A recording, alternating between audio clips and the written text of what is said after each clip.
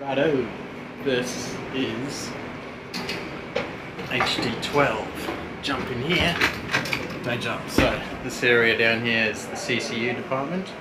They control camera levels and stuff like that. It's a bit dark. See if I can turn a light on. There you go. CCU department.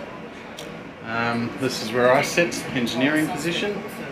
Got a couple of computers here that control everything in the truck.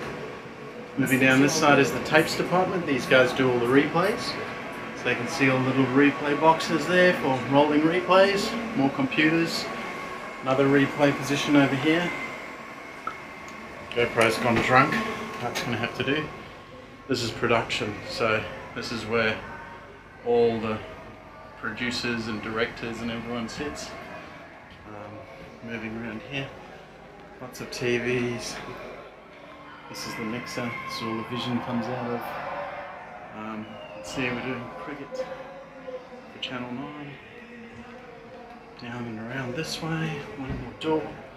This is the audio department. So, big console gets all the audio sources in there. One final room, Tom's in charge of all the communications. So, that is a tour of my workplace. Hope you like it.